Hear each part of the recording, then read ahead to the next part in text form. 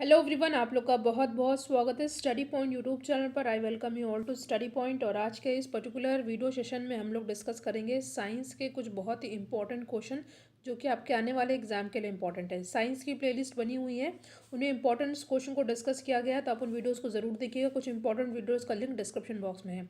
कितने क्वेश्चन आपके सही में ज़रूर बताइएगा, और लास्ट में आपसे इंपॉर्टेंट क्वेश्चन पूछूंगी जिसका आंसर आपको कमेंट सेक्शन में देना है। वीडियो को लाइक एंड शेयर जरूर करिएगा, और चैनल पर नया है तो स्टडी पॉइंट यूट्यूब चैनल को सब्सक्राइब जरूर करिएगा। पहला क्वेश्चन है, सभी क्वेश्चन इंपॉर्टेंट है, क्वेश्चन ऐसे हैं जो कि बार बार एग्जाम में पूछे गए हैं। तो क्वेश्चन है, निम्न में से किसका पीएच मान 7 है। पीएच वैल्यू पूछी गई किसकी 7 होती है। इस चार ऑप्शन आपके सामने दिया हुआ है।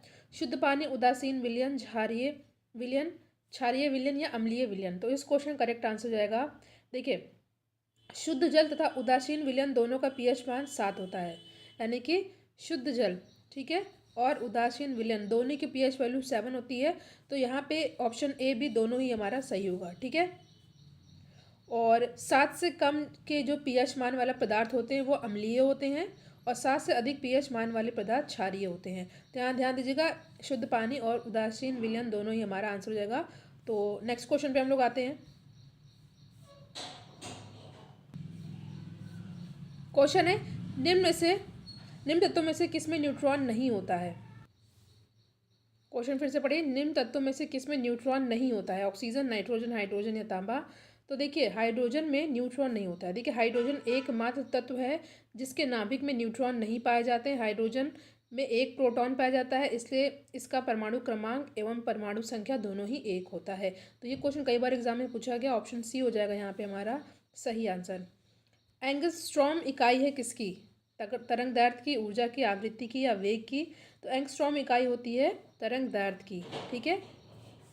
ऊर्जा का मात्रक जूल होता है, आवृत्ति का मात्रक हर्ट्ज होता है, और वेग का मात्रक मीटर पर सेकंड होता है। ये सभी चीज़ें आपको अच्छे से याद कर लेनी है।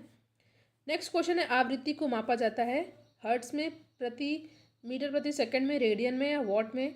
देखिए, आवृत्ति को मापा जाता है किसमें, हर्ट्ज में, ठीक है। आवृत्ति को हर्ट्ज में नापा जाता है। कोई घटना इकाई समय में जितनी बार घटित होती है उस घटना को आवृत्ति कहते हैं, ठीक है।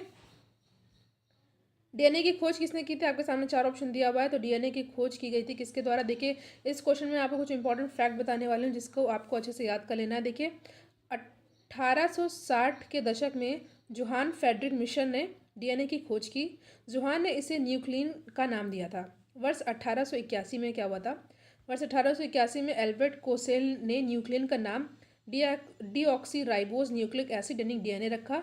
और 1953 में जेम्स वॉटसन एवं फ्रांसिस क्रिक ने डीएनए की डबल हेलिक्स यानी कि द्विकुंडलीय संरचना स्ट्रक्चर की खोज की। इस खोज के लिए उन्हें 1962 में चिकित्सा का नोबेल पुरस्कार भी दिया गया। तो यहाँ पे क्वेश्चन का आंसर कई हो सकते हैं, तो इसलिए मैंने आपको ये सही फैक्ट बताया। तो फिलहाल आपको याद रख लेना है कि डीएनए की खोज किसने की थी। ये हो जाएगा ऑप्शन ए में, ठीक है। नेक्स्ट क्वेश्चन है, ट्राइग्लिसराइड क्या है। प्रोटीन है, कार्बोहाइड्रेट है, वसा है या खनिज है। तो ट्राइग्लिसराइड क्या होता है, ये एक प्रकार का वसा होता है। ऑप्शन सी हो जाएगा यहाँ पे हमारा सही आंसर। ट्राइग्लिसराइड्स एक प्रकार की वसा होती है जो रक्त में पाई जाती है। हमारे शरीर वसा का प्रयोग कर ऊर्जा पैदा करता है। ये हमारे स्वास्थ्य हेतु आवश्यक होते हैं, किंतु अधिक मात्रा में इसका सेवन बहुत ही हानिकारक होता है। नेक्स्ट क्वेश्चन है, ईईजी यानी कि इलेक्ट्रोएन्सेफलोग्राम निम्न में से किसकी निगरानी के लिए होता है। हृदय के लिए, यकृत के लिए, अग्नाशय के लिए या मस्तिष्क के लिए। तो यहाँ पे ऑप्शन डी हो जाएगा हमारा करेक्ट आंसर, ठीक है। शरीर का तापक्रम नियंत्रित करता है, शरीर का तापक्रम नियंत्रित करता है कौन। थैलेमस, हाइपोथैलेमस, सेरेबेलम या मेडुला। तो यहाँ पे हमारा सही आंसर हो जाएगा, यहाँ पे हमारा सही हो जाएगा ऑप्शन बी, ठीक है। शरीर का तापक्रम नियंत्रित करता है हाइपोथैलेमस। देखिए, मनुष्य के प्रामस्तिष्क को डाइएन्सेफिलॉन के निचले भाग को हाइपोथैलेमस कहते हैं। ये शरीर का तापक्रम, भूख प्यास, नींद, रक्तचाप, हृदय की धड़कन आदि को कंट्रोल करता है। ये क्वेश्चन कई बार एग्जाम पूछा गया, तो यहाँ पे ऑप्शन बी हो जाएगा हमारा सही आंसर। नेक्स्ट क्वेश्चन है, विद्युत शक्ति की इकाई क्या है। एम्पियर, वोल्ट, वॉट या कूलम। तो इस क्वेश्चन का करेक्ट आंसर हो जाएगा हमारा ऑप्शन नंबर डी, वॉट, ठीक है। किसी विद्युत परिपथ में विद्युत ऊर्जा रूपांतरण की दर को विद्युत शक्ति कहते हैं। शक्ति का मात्रक जूल प्रति सेकंड है, जिसे वॉट भी कहते हैं, ठीक है। 1 watt equals to 1 joule per second. विद्युत मोटर में क्या होता है? देखिए, इसका डायरेक्ट आंसर बता देती हूँ, ऑप्शन नहीं पढ़ूंगी। तो विद्युत मोटर में विद्युत ऊर्जा को यांत्रिक ऊर्जा में बदला जाता है। ठीक है, इलेक्ट्रिकल एनर्जी को मैकेनिकल एनर्जी में कन्वर्ट किया जाता है। देखिए, विद्युत मोटर द्वारा विद्युत ऊर्जा को यांत्रिक ऊर्जा में बदला जाता है। विद्युत मोटर एक विद्युत यांत्रिक मशीन होती है जो कि विद्युत जनित्र को का विपरीत कार्य करती है। ठीक है, नेक्स्ट क्वेश्चन पे हम लोग आते हैं। मानव शरीर में होता है कितना प्रतिशत पानी? देखिए, मानव शरीर में लगभग 70% पानी होता है। मानव शरीर में उसके भार का लगभग 70% जल होता है। एक वयस्क स्त्री के शरीर में यह मात्रा लगभग 55 से 60% होती है। मानव शरीर में पाए जाने वाली ठोस हड्डियों में लगभग 22% तक जल की मात्रा होती है। तो ऑप्शन ए हो जाएगा यहाँ पे हमारा सही आंसर। अगले क्वेश्चन आते हैं। क्वेश्चन है, विद्युत धारा निम्न में से किस उपकरण में पी जाती है? वोल्टमीटर, अमीटर, वोल्टामीटर या potentiometer? Most important question of the video and the correct answer of the question is विद्युत धारा नापी जाती है किस में? ये मापी जाती है अमीटर में। ठीक है, ऑप्शन ए हो जाएगा हमारा करेक्ट आंसर। देखिए, विद्युत धारा को अमीटर से नापा जाता है। विद्युत आवेश के प्रवाह की दर को विद्युत धारा यानी कि इलेक्ट्रिक करंट कहते हैं। इसका मात्रक एम्पियर होता है। ठीक है,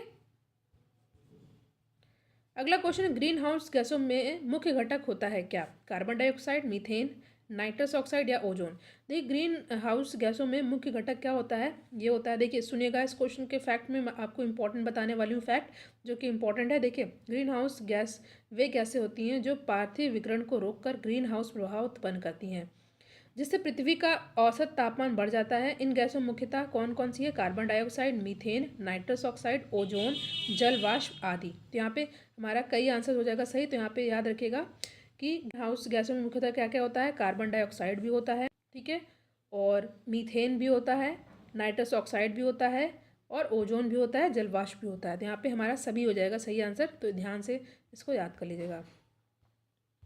अगला प्रश्न है आपके सामने, आइंस्टाइन को नोबेल पुरस्कार किस कार्य के लिए मिला था? आपके सामने चार ऑप्शन दिया हुआ है। पहला दिया हुआ है आपेक्षिकता, बोस आइंस्टाइन संगणन, संहति एवं ऊर्जा की तुल्यता, प्रकाश विद्युत प्रभाव। तो इस क्वेश्चन का करेक्ट आंसर होगा ऑप्शन डी। और ये क्वेश्चन कई बार पूछा गया, मोस्ट इंपॉर्टेंट क्वेश्चन है। ठीक है, आइंस्टाइन को नोबेल पुरस्कार प्रकाश विद्युत प्रभाव के लिए दिया गया था। ठीक है, अल्बर्ट आइंस्टाइन को वर्ष 1921 में प्रकाश विद्युत प्रभाव संबंधी कार्य के लिए भौतिकी का नोबेल पुरस्कार प्रदान किया गया था। ठीक है, जब कोई पदार्थ, ठोस, द्रव या गैस किसी विद्युत चुंबकीय विकिरण से ऊर्जा अवशोषित करने के पश्चात इलेक्ट्रॉन उत्सर्जित करता है तो इसे प्रकाश विद्युत प्रभाव कहते हैं। कोशिका का शक्ति स्रोत क्या होता है? कोशिका भित्ति, माइटोकॉन्ड्रिया, राइबोसोम या न्यूक्लियस? तो इस क्वेश्चन का करेक्ट आंसर होगा कोशिका का शक्ति स्रोत होता है माइटोकॉन्ड्रिया। ठीक है, इसको पावर हाउस भी कहा जाता है। इसमें श्वसन के द्वारा उत्पन्न ऊर्जा एटीपी के रूप में संचित रहती है। अगले प्रश्न पे हम लोग आते हैं। क्वेश्चन है, एड्स निम्न कारणों में से किसके द्वारा होता है? पानी, जीवाणु, विषाणु या फफूंद? ये क्वेश्चन इंपॉर्टेंट है, कई बार एग्जाम में पूछा गया है। एड्स किन कारणों से होता है? ये होता है विषाणु के द्वारा। देखिए, एड्स जिसका फुल फॉर्म होता है एक्वायर्ड इम्यूनो डिफिशियंसी सिंड्रोम। विषाणु यानी कि वायरस जनित रोग है जिसे HIV यानी कि ह्यूमन इम्यूनो वायरस कहा जाता है। यह एक संक्रामक रोग है जिससे प्रभावित जीव की प्रतिरोधक क्षमता समाप्त हो जाती है। मोस्ट इंपॉर्टेंट क्वेश्चन है। नेक्स्ट क्वेश्चन है, आर्द्रता किस उपकरण से नापी जाती है? आपने चार ऑप्शन दिया हुआ है, hydrometer, hygrometer, pyrometer, electrometer. Question correct answer हो जाएगा आर्द्रता जिस उपकरण से नापी जाती है वो होता है हाइग्रोमीटर। ठीक है, ऑप्शन बी हो जाएगा हमारा करेक्ट आंसर। साथ ही साथ आपको ये याद कर लेना है, कुछ इंपॉर्टेंट चीज़ें दी हुई हैं। देखिए, हाइग्रोमीटर द्वारा वायु में उपस्थित आर्द्रता की मात्रा को नापा जाता है, हाइड्रोमीटर द्वारा द्रव का घनत्व, पायरोमीटर द्वारा किसी सतह का तापमान और इलेक्ट्रोमीटर द्वारा दूध की शुद्धता। इसको अच्छे से याद कर लेना है, ये एग्जाम में कई बार इससे क्वेश्चन पूछा गया है। मोस्ट इंपॉर्टेंट ये पेज है आपके लिए, इसको अच्छे से आप लोग याद कर लीजिएगा। साथ में पूछा जा सकता है और अलग अलग भी पूछा जा सकता है। नेक्स्ट क्वेश्चन है आपके सामने। क्वेश्चन है, दाब की इकाई क्या है? मैंने आपसे कहा था लास्ट का इंपॉर्टेंट क्वेश्चन जिसको आंसर आपको कमेंट सेक्शन में देना होगा। तो ये क्वेश्चन है, इंपॉर्टेंट क्वेश्चन है जिसका आंसर आपको कमेंट सेक्शन में देना होगा। क्वेश्चन है, दाब की इकाई क्या है? न्यूटन प्रति वर्ग मीटर, न्यूटन मीटर, न्यूटन या न्यूटन प्रति मीटर? इस क्वेश्चन का आंसर आप लोग कमेंट सेक्शन में जरूर दीजिएगा। कितने क्वेश्चन आपके सही हुए हैं ये ज़रूर बताइएगा, और अगर कोई डाउट हो तो भी कमेंट सेक्शन में ज़रूर पूछेगा। डिस्क्रिप्शन बॉक्स में इंपॉर्टेंट वीडियोज़ के लिंक दिए हुए हैं, जिसको आपको देखना है, उसमें इंपॉर्टेंट क्वेश्चन को डिस्कस किया गया है। Thank you so much for watching. Thank you.